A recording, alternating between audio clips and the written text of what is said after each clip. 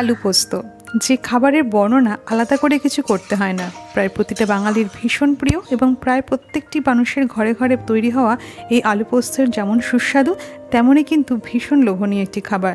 প্রায় অঞ্চল বিশেষে এই রান্নার প্রক্রিয়া একটু আলাদা আলাদা হয়ে থাকে। আজকে আমি আমার মা কীভাবে বাড়িতে এই আলু পোস্ত বানিয়ে থাকেন তারই একটি রেসিপি আপনাদের সাথে শেয়ার করব। এটি আমিষ এবং নিরামিষ দুভাবেই হয়ে থাকে। তো চলুন আজকে আমি আমার এসটি অফিসিয়াল বেঙ্গলি ব্লগে আপনাদের সাথে আলু পোস্তের রেসিপি শেয়ার করি। এই আলু পোস্ত বানানোর জন্য আমি এখানে 6খানা আলু বেশ মিডিয়াম সাইজের করে ডুমো ডুমো করে কেটে নিয়েছি।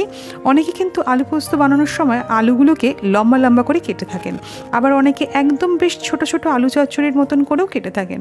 আমার মা এখানে একটু মোটা বা একটু ডুমো ডুমো করেই আলু কেটে থাকেন। তো সেক্ষেত্রে আমি এখানে আলুগুলো কেটে নিয়েছি। আর এই রান্নাটা কিন্তু সম্পূর্ণ সর্ষের তেলে হবে। তেলের পরিমাণটা একটু বেশি রয়েছে, প্রায় 5 থেকে 6 চামচ মতো, মানে টেবিল চামচ মতো। তারপর তাতে আমি হাফ চামচ মতো কালো জিরে ফোড়ন দিয়ে দিয়েছি। কালো জিরেটা একটু ভাজা ভাজা গন্ধ বেরিয়ে এলেই তার মধ্যে দিয়ে দিয়েছি আমি এখানে কেটে রাখা এবং ধুয়ে রাখা আলুগুলো। এবার আলুগুলোকে মিডিয়াম ফ্লেমে বেশ ভালো করে ভেজে নিতে হবে। ভাজাটা এমনভাবেই করতে হবে যাতে আলুগুলো ভাজতে ভাজতে যেন সেদ্ধ হয়ে যায়। একটা জিনিস আছে যে এই রান্নায় কিন্তু আমার মা কখনো জল দিয়ে করেননি, মানে এই আলু পোস্তের রান্নায় কিন্তু জল একেবারে ব্যবহার করা যাবে না। অনেকেই থাকেন যারা আলু পোস্ততে আলু বেশি ভাজেন না এবং তারপরেই জল ফোড়নের মধ্যে আলু দিয়ে তারপর পোস্তটা দিয়ে দেন এবং জল দিয়ে দেন, কিন্তু আমি এইটাকে একটু বেশ ভাজা ভাজা করে খেতেই ভালোবাসি।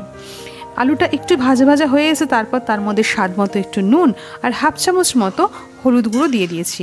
এবার হলুদের কথায় আসি, অনেকে কিন্তু আলু পোস্ততে হলুদ দেওয়া পছন্দ করেন না, কিন্তু আমি বিশেষত আলু পোস্তের মধ্যে হলুদ দিতে ভীষণ পছন্দ করি এবং হলুদের গন্ধটা আলু পোস্তটাতে একটা আলাদা মাত্রা আনে। যা এই আলু পোস্ত কিন্তু বিশেষত হলুদ ছাড়াই রান্না করা হয়ে থাকে, কিন্তু একবার অন্তত হলুদ দিয়ে এভাবে রান্না করে দেখুন, দারুণ খেতে লাগবে।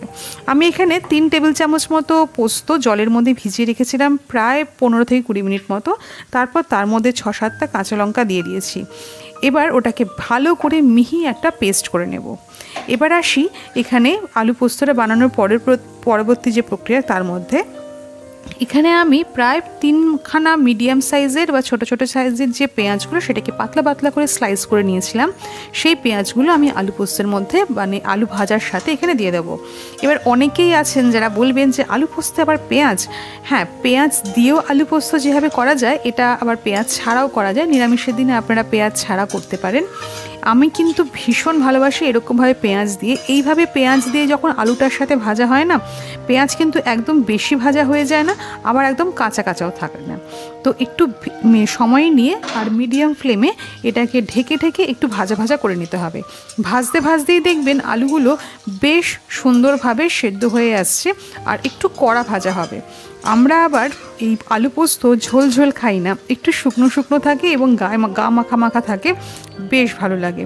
অনেকে আছেন আলু ভাজার মধ্যেও পোস্ত দিয়ে খান, আমার তো ভীষণ ভালো লাগে। আমি জানি না আর কে আছেন যারা আলু ভাজার মধ্যে পোস্ত ছিটিয়ে খেতে ভালোবাসেন।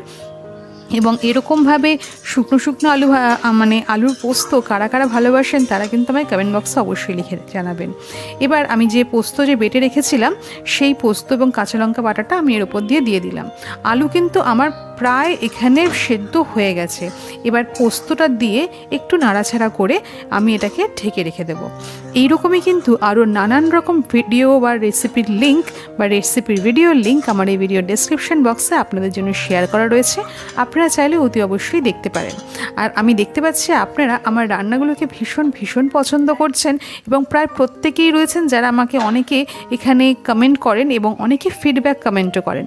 আচ্ছা, কথা বলতে বলতে জানিয়ে দিই, দেখুন আমার এখানে রান্নাটা প্রায় শেষ হয়ে গেছে।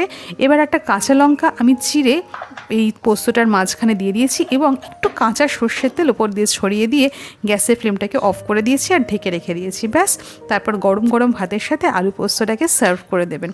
এইভাবে আলু পোস্ত একবার অন্তত বাড়িতে ট্রাই করে আপনারা অবশ্যই দেখবেন এবং কেমন হয়েছে আমার ফিডব্যাক কমেন্টে কিন্তু এসে লিখে জানাবেন, কারণ আপনারা নিশ্চয়ই জানেন যে আপনাদের কমেন্ট পড়তে আমি ভীষণ ভালোবাসি এবং আপনাদের ফিডব্যাক কমেন্ট তো আমি ভীষণ ভালোবাসি এবং প্রত্যেকের রেসপন্সও দিই। দেখুন আমার গরম গরম ভাত, বিউলির ডাল আর আলুর পোস্ত আর সাথে একটু পাঁপড় ভাজা, এই কম্বিনেশনটা কার কার পছন্দ অবশ্যই কিন্তু আমাকে জানাবেন। আমার তো ভীষণ ভালো লাগে এই রান্নাটা থাকলে বা এই যদি মেনু থাকে তাহলে কেমন লাগলো আজকে আমার মায়ের হাতের এই আলু পোস্তের রেসিপি অবশ্যই কিন্তু জানাবেন। আর যারা এখনও পর্যন্ত আমার চ্যানেলটাকে সাবস্ক্রাইব করেনি তার কাছে রিকোয়েস্ট আমার প্লিজ এই চ্যানেলটাকে সাবস্ক্রাইব করে নেবেন, এবং ফেসবুকের বন্ধুদের কাছে রিকোয়েস্ট আমার পেজটাকে অবশ্যই ফলো করে নেবেন। কেমন লাগলো আমাকে অবশ্যই জানাবেন। ভিডিওটা ভালো লাগলে প্রচুর প্রচুর শেয়ার করুন। আজকের মতো আসি, দেখা হবে আবার আগামীকাল এরকমই আরেকটা দারুণ রেসিপি নিয়ে। টাটা।